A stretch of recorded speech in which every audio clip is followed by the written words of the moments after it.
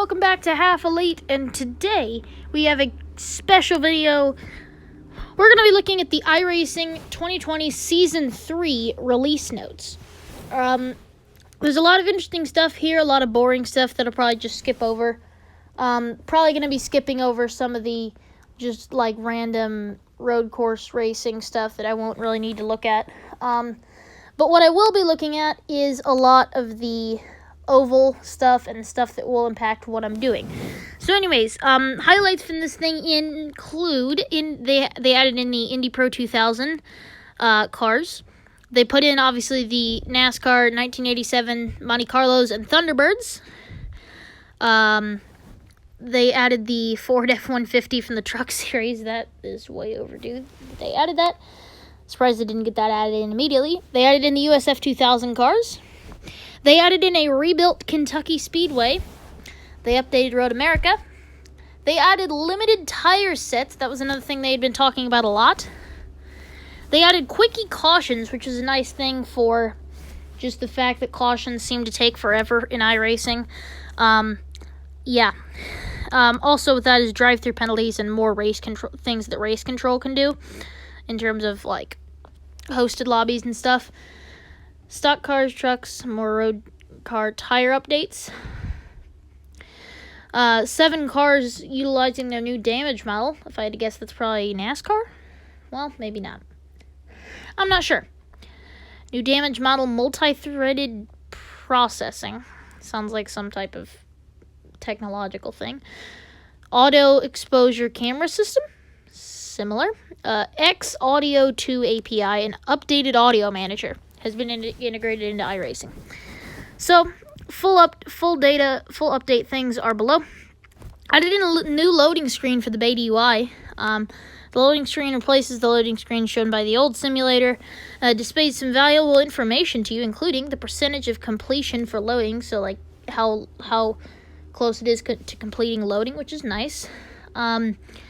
Detailed information on the track being loaded, so like details, I guess. Maybe some weather details on it, just general track details. Other entries in the session are displayed. That's another cool thing. For online races, other registered members are viewable, and a projected strength of field is shown. Okay, so what they've got there is they put strength of field in, and then you can see some other people's iRating stuff. For AI races, which I don't do a lot of, AI opponents are shown with their driver stats.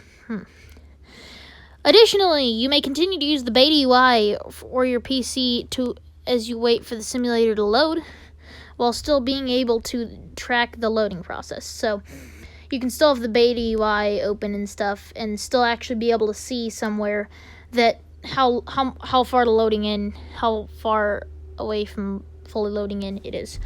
I have no ability to talk today. That's great. Additionally, you may be able to continue to use the beta UI. Well, just read that same thing twice in a row. This loading screen is only available when you launch the simulator from the beta UI. If desired, you can disable this new loading screen and utilize the simulator's original loading screen by setting Enable Hidden Load Mode value to 0 in app.ini file. I'm definitely not going to do that. I like the fact that they've got some new stuff in the game. Store. So for buying stuff for iRacing, which I will be doing a video on soon, probably tomorrow, about the new iRacing stuff. Like some new Class B iRacing stuff instead of just all Class C stuff. I'll go through me buying the Xfinity car, like just some general stuff. Well, I might not. I'm not exactly sure. I don't know how to edit videos, so I'm just essentially posting the full like video, so I don't want to accidentally like leak something, so I probably won't. Never mind. Anyways, so the prices page consolidates some aspects of the store. So like maybe they might have a list of a car or track name, and then how much it costs to get that. So that's cool. Access the prices page using a button found in the top right corner of the store page. I think some of that stuff, a lot of this stuff is stuff that I don't really understand, but I think what that might have meant is like another thing being like you can like, the weird thing about buying stuff is typically you have to go into the regular iRacing website to buy stuff, even if you're getting it from the Beta UI, and that's just kind of awkward. So it's nice to be able to just actually keep everything in the Beta UI, which I think they're trying to do. And I think they're trying to get more people to use the Beta UI. User-created sessions, some changes to that. So, hosted lobbies. When making a hosted lobby, options for the cars in the session now are consolidated under a car options pop-out menu found by clicking the gear icon associated with each car. So, they include weight penalty, fuel percentage, tire sets. You can change some of that stuff. Short parade laps are now available. So, if you want to do, like, the Indy 500 or something, or short parade laps, okay, so you cannot do that at Indy. Never mind. You can do parade laps at almost all road courses. Okay. Well, whatever. Yep, so that still has yet to come to Oval, so whatever. Partial lap as opposed to a complete. Oh, okay. So, that's interesting. Select this option. Okay, whatever. Test drive. Fixed an issue where a test drive was not functioning correctly when used from the season page. You can use test drive at the same car track conditions that are defined in the season page. Cool. Paint shop. The iRacing paint shop may be now sponsored by real-world organizations. That's cool. Sponsor's logo will appear at the top of the paint shop, and I assume you can put that logo on your car. Its current sponsor is Summit Racing Equipment, so don't really know what that is, but they sponsor iRacing's paint shop now. Fix an issue where users running ad blockers in the network level are experiencing issues when clicking on the iRacing esports homepage. So essentially, people using ad blockers weren't being able to see the esports network homepage because it shows up as an ad. Accessibility. Fixed an issue where launching the simulator via the Beta UI was not supporting accessibility camera changes. These camera changes will function in non-multiple. I think what that means is, like, instead of, like, having the whole thing up where you can choose what car you're on, it just shows the picture that you're looking at so that you don't, like, this is easier, a lot easier for filming and stuff. MISC, they've just fixed an issue where the Beta UI would resize itself whenever the sim closed. Yeah, I kind of seem to have that problem where it would always, like, take itself out of full screen when the sim closed. So that was cool. Nice they did that. Random stuff. Sim stuff, race servers, open practice sessions now utilize run groups. Previously, open practice sessions were limited to having only as many drivers connected at once and the max field size specified by the series. For popular series with small max field sizes, this led to having dozens of open practice sessions during popular time slots. The display of all of the sessions was cumbersome and it made it overly difficult to directly register for an open practice. Yeah. During, like, crazy times, it's just, like, I'd sit there. First of all, whenever I registered for the Indy 500, I had to sit for like 10 minutes in the queue waiting for it to get me a session. So that's nice that they've added that. So essentially I think it tries to consolidate all of them into one session, so it's like an infinite practice session. I'm not sure. I cannot really read that well. This seems to be a lot of random stuff. Dirt oval, heat racing. Fixed an issue where it caused the driver to enter a heat race during open qualifying not to be assigned to a run group, thus preventing them from driving. Okay, cool. AI, skip that. Don't need any of that. Dynamic track. Fix an issue where the dynamic track's cloud shadow information could be inaccurate with certain wind directions. So, like, clouds moving one way and wind going a different way, something like that, and then cloud cover. That's nice.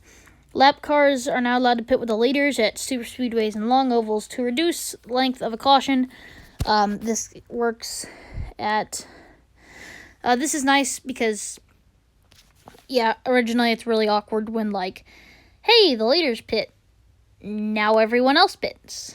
Caution at these tracks will always be 3 laps long. So, okay, cool. So from the point of the caution coming out, once you cross the line, it's 3 laps. I've had some times where, like, a hosted lobby, it'll be like 7 or 8 laps trying to get everything figured out. Tracks that this counts for is Auto Club, the oval, the Monza oval, right turning, Daytona, Indy, Michigan, Pocono, and Dega. fixed an issue where an additional caution lap could be added to a caution period if the pace car is before the start-finish line as the leader crosses the start-finish line. Fixed an issue where a driver could get an early free pass wave around at some tracks like Dega. The caution period now remains in formation until the pace car has fully completed its first lap, not the moment it hits the start-finish line as it's leaving pit lane. Do not count cautions. Fixed an issue with... It's fixed issues with, like, if you don't want to count caution laps, but I think most of the stuff that I'm doing does. Drive-through penalties are now in place. Nice to not have that and just, like, only stop and goes were, like, the smallest penalty that you can get. Now there's actually drive-throughs. Incident count black flag penalty has been changed from a stop and go to a drive-through. So, like, if you get an obnoxious amount of, like, incident counts in a hosted lobby or something, or you get a penalty, like, it's a drive-through, not a stop and go. Drive-through penalties may also be applied manually by an admin in a hosted session, so that's good.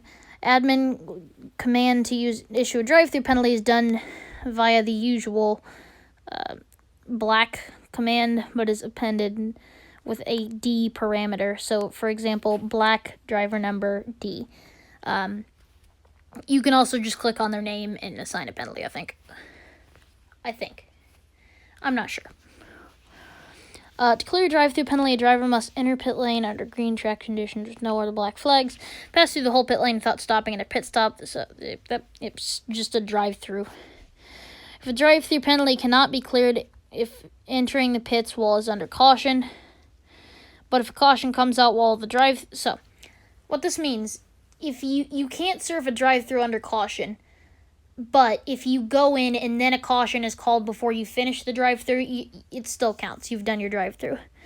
Getting a pit speed or other pit lane penalty while serving a drive-through will still clear the drive-through, but then they have extra penalties to deal with. So, like, if you speed on pit road, it clears the drive-through, but it doesn't clear the speeding penalty.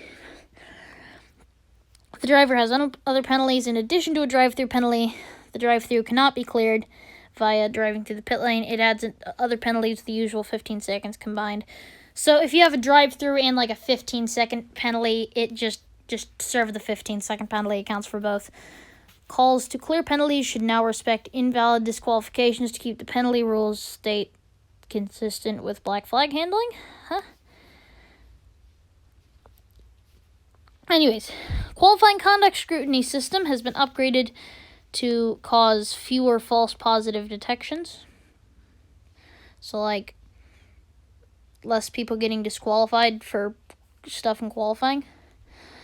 Physics. Side drafting parameters have been improved, so NASCAR people rejoice. More side drafting stuff. Limited tire sets are now available in iRacing. There may now be a limit on the number of tire sets you may put on your car during an event. Tires may be replaced on an individual or group basis, for example, replacing left front only or left side replacing all four, whatever, similar to NASCAR stuff. Some official series will now utilize tire sets, thus limiting the number of tire sets you can use during an event. When creating a user-created session, so a hosted lobby via the beta UI, during the car step, user may specify how many tire sets are available to use for each car during the event. You may select anything from 0, meaning no tire changes allowed, to 250. Hi, I'm going to limit this to 249 because that really matters. Anyways, tire set now includes one new tire for each wheel. So, like, a tire set, you can do anything. Like, if, say we've got the Legends series where you change it by tire. So, it's not like you have 4 times 4 tires. You've got 4 of each specific kind of tire. Tire parameters have been added to all of the NASCAR cars and ARCA. The ARCA car, which I guess technically counts as NASCAR because it's a NASCAR series. Yeah. So, tire parameters for a bunch of road cars like that. New damage model for the following vehicles. BMW, these are all new cars. Except for, new damage for the BMW, Indy Pro 2000, and the Porsche 911. USF 2000. I think those were already in there, but the Cup cars, I had heard that through the Pro Invitational Series, they're really upgrading what they're doing with that. Processing times for collision and physics may be upgraded. This sounds like a bunch of stuff that I don't understand. Anyways, so just how damage works. Pit stops. Fixed an issue that could meatball black flag for required repairs should not be cleared if the driver brought the damaged car to the pits. Huh? I'm not exactly sure. Dynamic level of detail system. A variety of vehicles have added their LOD. What the heck was that? Added an LOD settings adjusted for improved performance using the dynamic level of detail system. Bunch of cars, not exactly sure what that means. Graphics. Improved lighting, especially in overcast and cloudy conditions. Adjusted ambient light levels and global lighting. Shadows are often darker. Okay. Adjusted haze levels and adjusted the lighting of haze in cloud shadows. So just a bunch of weather stuff. Auto exposure camera. This is stuff for replays. To access camera editor, control F12 when viewing a replay. Visual effects. A realistic camera shake will now be visible when viewing the roaring action from static and mounted cameras. Fixed an issue where particle collisions with wheels were being processed twice, causing a potentially severe drop in frame rate. Fixed an issue where flags waving in strong winds insert... The wind has returned all stolen flags. So anyways, like if Barney the Flagman or whatever Mike Joy was calling is waving the flag, it could just disappear if there's certain wind conditions. X Audio 2, so they've got a new audio system. Cool. Sounds, all vehicle tire sounds and tire sound levels and gear shift sounds have been improved. Okay, so just stuff sounds more realistic. Spotter will now be more aware of multi-class racing, so like essentially if there's multi-class racing, they've upgraded some stuff for that. I think that's more of the endurance racing stuff. New sponsor, Summit Racing and Track Racer, Logitech. Okay. New sponsors, Summit and Track Racer, have been added to the paint shop, and the Logitech logo got updated. Spotters can listen into the drivers and club radio channels for, like, during race stuff. That doesn't really seem to matter. It fixed an issue where spectators were unable to hear the talking on drivers. Spectators can now hear the radio chatter of all the drivers that are in the same run group as the car they are watching. I don't know what that means. Not really. More admin commands. Telemetry. So they've got new live telemetry stuff, so you can see pace mode, pace line, pace row, pace flags. Okay, I'm confused on that. I don't understand why they put computer lingo in here for update notes. Cars, updates to cars. The ARCA car has tire parameters updated. They've got new damage model stuff, and season setups have been updated. So just the setups got updated. Let me scroll through to find some more stuff that actually deals with stuff that I'm doing. IR18, there we go, IndyCar. Variety of vehicle parameters have been adjusted, including speed calculations for each gear have been improved. So, like, setups, it shows a more accurate gear speed. Shifting force has been increased. A stationary neutral and first gear rev limiter has been added. So, if you're sitting stationary, there's a rev limiter. Slipstream is adjusted. Don't know if that's better or worse. Push to pass is now disableable in reverse. I wonder who figured that out. Who's trying to use push to pass while in reverse? Fixed an issue was the display glass going over the stuff on the steering wheel was floating.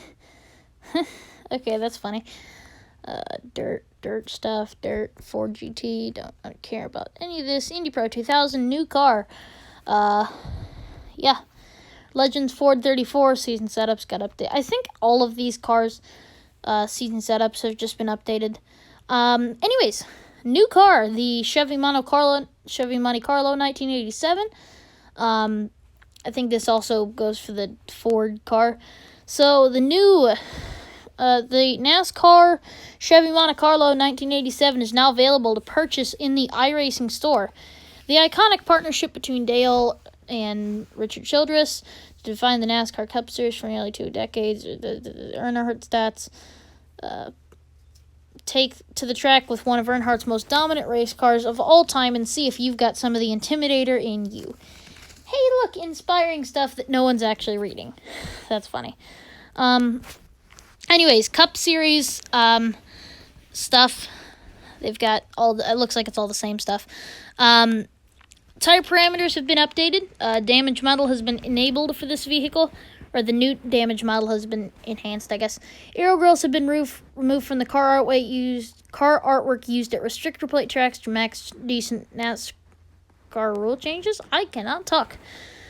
Don't know exactly what that means. Same for the Cup, Ford Mustang and Toyota Camry, new Ford Thunderbird, Bill Elliott stuff, Silverado. Tire parameters have been updated. New fixed paint scheme has been added. So, like, more contingency sponsors, I think. Onboard engine audio has been improved. New backfire sounds have been added. Season setups, obviously updated. I think that they have that on all of them.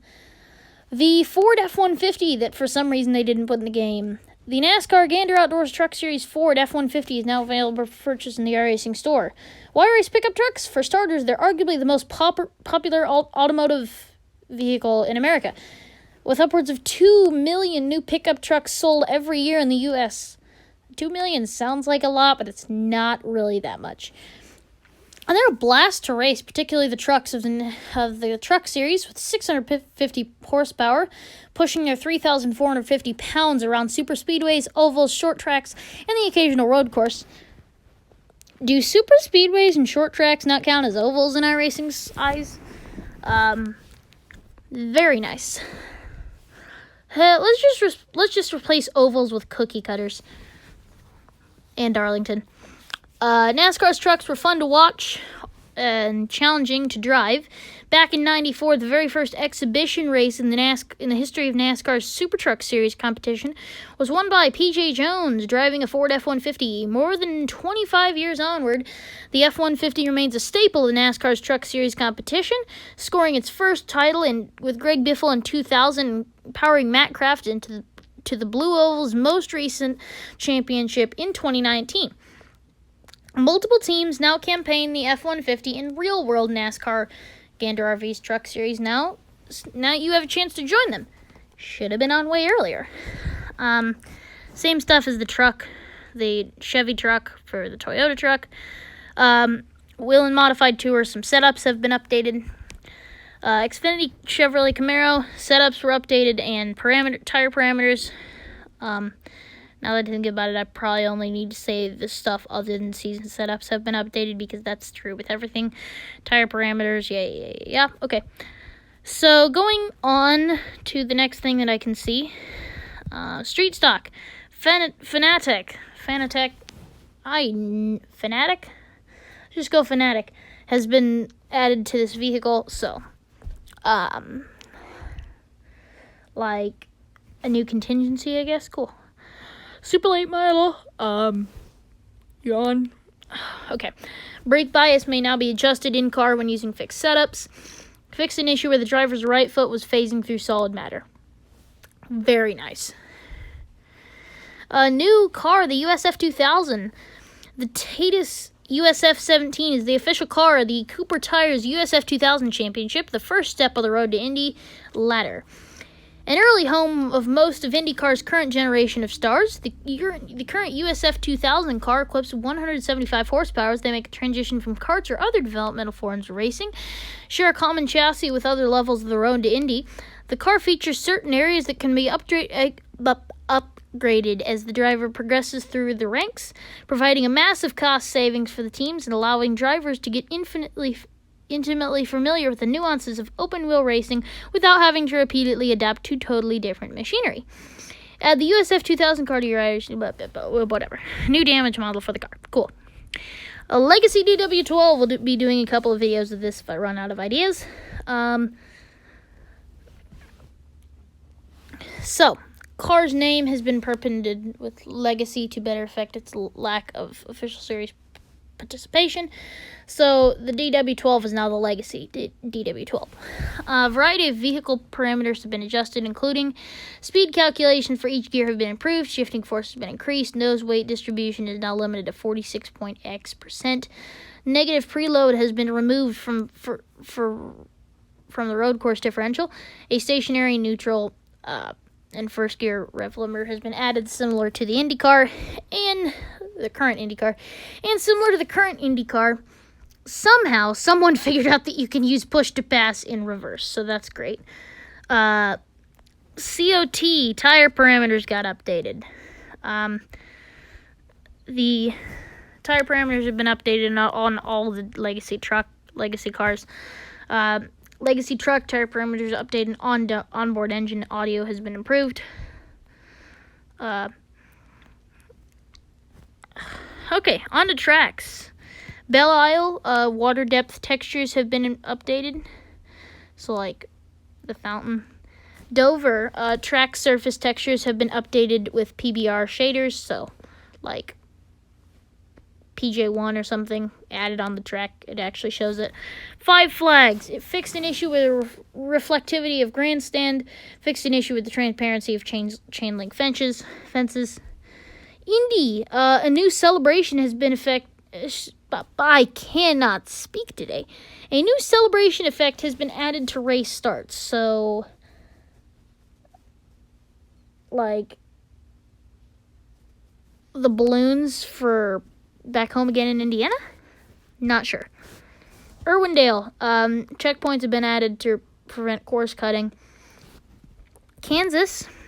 Pit driving line has been updated. Kentucky. A new track, technically. One of America's newest speedway facilities, Kentucky Speedway, located on the 850 acres near Sparta, Kentucky, midway between Louisville and Cincinnati, Ohio. The truck has hosted ARCA, IndyCar, not anymore, and NASCAR racing since its opening in 2000 and staged its first Cup Series race won by Kyle Busch in July of 2011. Huh? Didn't know that was the first ever Cup Series race at Kentucky. Apparently it was. Cool. Kentucky Speedway is a half-mile tri-oval cookie cutter. Cool. Featuring 1,600-foot backstretch and 4 primary turns banked at 14 degrees. Racing surface is a uniform 57 feet wide throughout and includes a 12-foot apron. And the facility also includes a paved quarter-mile oval, which utilizes a portion of the pit lane and tri-oval, so like the middle oval thing. Sarah Fisher holds the absolute track record at Kentucky, having won the pole for the 2002 IndyCar race with a 2-lap average of 2:21.390. Sarah Fisher, I did not know that. Originally constructed by a group headed by Jerry Carroll, Kentucky Speedway was sold to the Speedway Motorsports in 2008. Speedway Motorsports subsequently expanded the track's seating capacity from 66,000 to 107,000. They reconfigured the pit lane to include a quarter-mile oval and acquired an additional 200 acres of property for camping. And anyone who already owned the track now known as Kentucky, Legacy Kentucky, has been granted ownership of the regular Kentucky for free. So, if you had the old Kentucky, you now have both. The new Kentucky and Legacy Kentucky. Obviously, Legacy Kentucky seems to be free. Add Kentucky Speedway to your iRacing. That's just an ad. Kokomo Speedway fixed part of the backstretch wall that would cause suspension damage when hit. Huh? Okay, whatever. Martinsville, pace car speed's been reduced to 40. Michigan, checkpoints and driving line guide has been updated. So, like, the road course for checkpoints. North Wilkesboro, a new celebration effect has been added to the race start, so I have no idea what that is. Cool. Sorry, that was... I probably should be turning notifications off before I do this video. But apparently not. Dega, track surface textures have been updated. Laguna Seca advertisements have been updated. Legacy Kentucky, the track formerly known as Kentucky, has had its name changed to Legacy Kentucky in order to make room for the newly updated version of the circuit. Anyone who owned this track has automatically been granted ownership in Kentucky for free. Obviously said that. Legacy Kentucky, everyone owns that now, starting, now. Legacy Phoenix, 2008 Rallycross checkpoints have been updated. And that is the end of this video. Thank you, everyone, for watching. This has been Half Elite signing off. Remember to like, subscribe, hit the bell to be notified when I post a new video. Thank you.